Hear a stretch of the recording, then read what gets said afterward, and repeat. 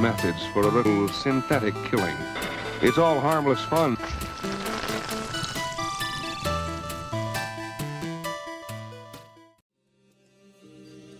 Can a game lose itself when it makes too many somewhat clever references to gaming history instead of focusing on its own plot?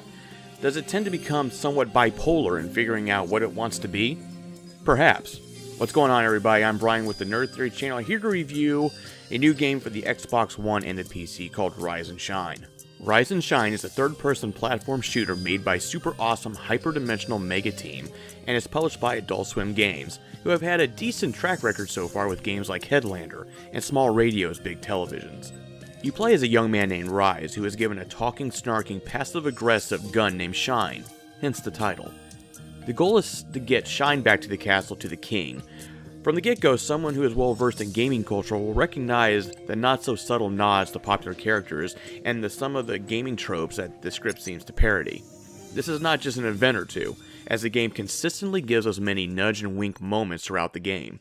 While this is fun as a kind of treasure hunt, I really like blowing the head off the dog that resembles the Mutt from Duck Hunt, it does a bit of damage to the overall story, but back to that in a minute. The powers that Shine possesses is unlimited ammo. Along the way, you'll find upgrades for it, like electric bullets controlling the trajectory of the bullet, and others I won't mention just for spoiler reasons. The point of these upgrades is to solve puzzles and defeat enemies. For example, to proceed to the right to progress through the level, there may be a door in your way. To get through that door, you must activate a mechanism that is way past your reach. When you set Shine on remote control, you can guide the bullet through the minefield of detonators to release the control. Another use for your gun is to switch bullet types to defeat enemies. A boss could appear and have a glow around them indicating what they're defenseless to, in which you would switch out the ammo with the click of a button to defeat them. I know I'm making this sound easy, but it's not. During all of this, you must dodge an array of enemy fire which you can shoot away with Shine, while figuring out the puzzle of how to defeat the enemy. Rise and Shine can be a very difficult game at times. Admittedly, I got frustrated at the beginning of the game because of my love for just running and gunning. There is a level of patience involved when progressing through this game, as you will die. A lot. Trial and error will be involved in playing this game, and while the answer may be staring you in the face much of the time, the challenge comes from balancing the defeat of smaller enemies to beat the boss, as I stated before. The issue I have with Rise and Shine isn't that it doesn't know what it wants to be in terms of story. Most of the time it seems that it's nothing more than a satire on video game history with its self-referential dialogue.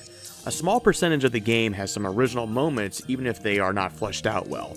Characters show up just to be cannon fodder or exist with no real motivation whatsoever.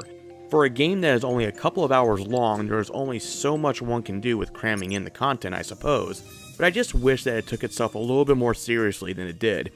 Then again, it has a talking gun, so maybe I'm being too harsh. In the end, despite its wonderful coloring and art, Rise and Shine is an okay shooter with a lot of good puzzle-solving elements. If you enjoy a challenge, albeit a short one, then Rise and Shine may be the game you're looking for. In terms of having story, it falls short mostly because of the comedic self-referential nature it chooses to take on.